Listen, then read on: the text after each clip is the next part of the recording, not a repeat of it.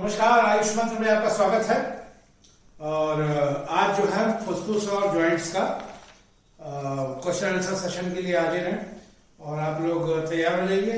आप लोगों को मैंने दोनों चीजें बहुत इत्मीनान से बहुत अच्छे तरीके से पढ़ा दिया है। उम्मीद है कि आप लोग अच्छे से उसका आंसर तैयार रखे होंगे। तो क्वेश्चन आंसर सेशन में हम शुरू कर रहे हैं। सबसे पहले क्वेश्चन है क्वेश्चन नंबर 1। देखिए, इस क्वेश्चन आंसर को ही समझिएगा कि आपके आयोग की परीक्षा का क्वेश्चन आंसर है। अगर वो समझ के करेंगे तो आयोग में भी आप निकाल ले जाओगे। क्वेश्चन नंबर 1 है, फेफड़े का अध्ययन विज्ञान की किस शाखा में किया जाता है? विज्ञान की किस शाखा में किया जाता है? Osteology, cardiology, pulmonology, arthrology. ठीक ना? तो देखिए, क्वेश्चन को देखिए, आंसर को देखिए, आपको थोड़ा सा समझ में आ जाएगा कोरिलेशन यदि आपने पढ़ा है तो। फेफड़ा, पल्मोनरी आर्टरी, समझ में आया? तो दोनों का कॉम्बिनेशन है। पल्मोनोलॉजी में उसका होता है, तो इसका मतलब सी इसका सही आंसर है। ठीक ना? दूसरे में आ जाइए, फेफड़े का भार कितना होता है? 1.2 से 3.1 केजी, 1.3 से 1.5 केजी, 2 केजी, 3.2 से 2.2 केजी तक। ठीक, इसका सही आंसर है 1.3 से 1.5, यानी बी इसका सही राइट आंसर है। जिन लोगों ने राइट बी दिया है उनका आंसर सही है। तीसरा नंबर क्वेश्चन, फेफड़े को सुरक्षा प्रदान करने वाली झिल्ली कौन सी होती है? ध्यान दीजिए, फेफड़ा, मेनिंजिस, मेनिंजाइटिस रोग का याद है तो मेनिंजिस जो है, ठीक है। दूसरा है पेरिकार्डियक, तो पेरिकार्डियक, कार्डियक मतलब समझ में आता है। तीसरा है प्लूरा, तो प्लूरा सैक, समझ में आया। तीसरा है पेरिटोनियम, तो यहां पर जब प्लूरा सैक की बात आती है तो चेस्ट की बात आती है, तो आप फेफड़े की बात आएगी तो pleura, C is the right answer.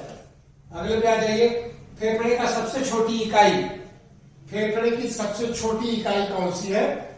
Nephron, neuron, peritoneum और वायुकुपिका। तो फेफड़ा और वायु का आपस में चोली दामन का साथ है, वायुकुपिका, D is the right answer. हमारी छोड़ी हुई सांस की हवा में CO2 की मात्रा लगभग कितनी होती है? ठीक, 21%, 4 से 16%, 78% और 17%।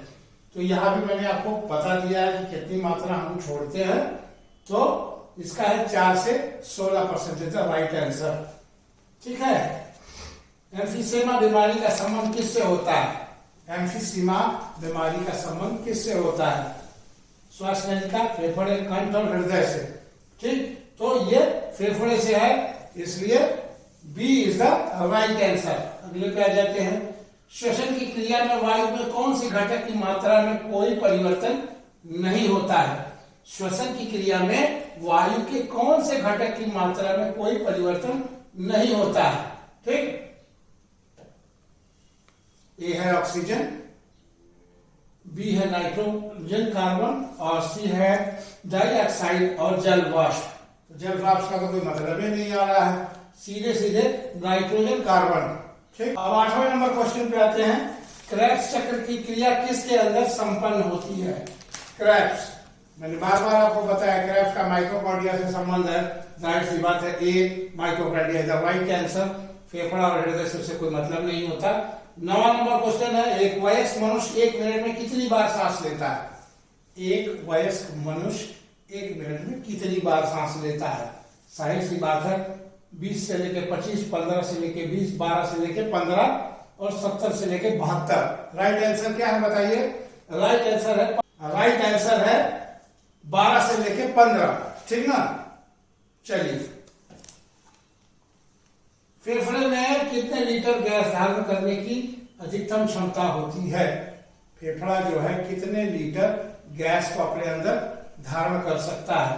तो जाहिर सी बात है 5 litre gas is the right answer. 9, 12, 11 तमाम चीजें आपको दी होंगी। ठीक ना? तो राइट आंसर आपको मालूम होना चाहिए। 11 नंबर, ऑक्सीजन का ग्रहण, कार्बन डाइऑक्साइड का उत्सर्जन की मात्रा किसके ऊपर निर्भर करता है?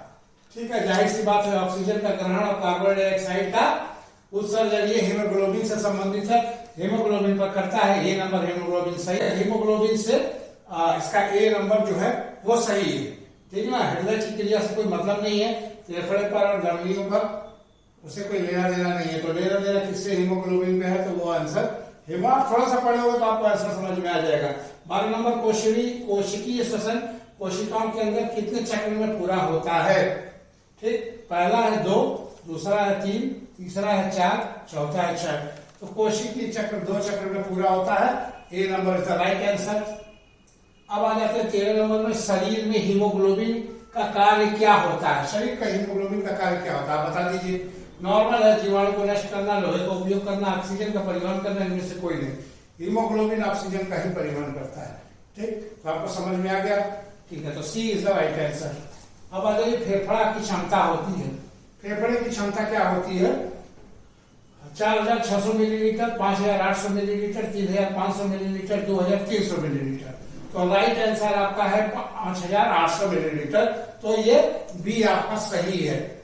अगले पे आ जाइए, 16 नंबर क्वेश्चन पे आ जाते हैं। मानव फेफड़े का कौन सा भाग गैसों के विनिमय के लिए पृष्ठ प्रदान करता है?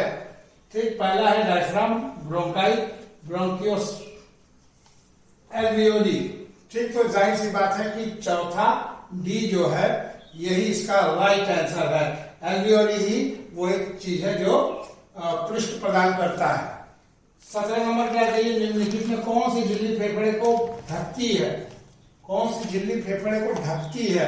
ठीक, पश्चिमादि उपकला, डायफ्राम, उरोष्ठी और फुसफुस आवरण। तो जाहिर सी बात है कि फुसफुस आवरण ही होगी। ठीक, आवरण झिल्ली, फुसफुस वाले, समझ में आ गया? अब आ जाइए 18 नंबर पे, अगस्त 2020 में शोधकर्ता ने पाया कि कोविड-19 के गंभीर मामलों में श्वास प्रणाली में निम्नलिखित भागों में से कौन सी सबसे अधिक प्रभावित हुई? बहुत इंपॉर्टेंट क्वेश्चन है।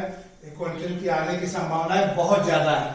पहला है नासागुहा, दूसरा श्वसन नली, तीसरा ग्रहणी और चौथा है वायु कोष्ठ। तो जाहिर सी बात है कि वायु कोष्ठ ही वो एक जगह है जो सबसे ज्यादा इफेक्ट होती है। ठीक, अगले में आ जाइए, 19 में प्रक्रिया के दौरान ऊष्मीय ऊर्जा का गठन होता है। ठीक ना, तो पहला है परिसंचरण, दूसरा है पाचन, तीसरा श्वसन और चौथा है उत्सर्जन। तो यहाँ दूसरा नंबर क्वेश्चन आंसर जो है पाचन, ये सही है। फिर आ जाइए, निम्नलिखित में कौन, ये 20 नंबर क्वेश्चन है, निम्नलिखित में से किस जलीय तंतु में गलफड़े नहीं होते? गलफड़े किस में नहीं होते हैं? पहला है ऑक्टोपस, दूसरा है बेल, तीसरा है स्कैविड और चौथा है क्लाउडन फिश। तो यहाँ गलफड़े जो है, व्हेल में गलफड़े नहीं होते हैं। ठीक ना, ये भी इस तरह के क्वेश्चंस आते हैं।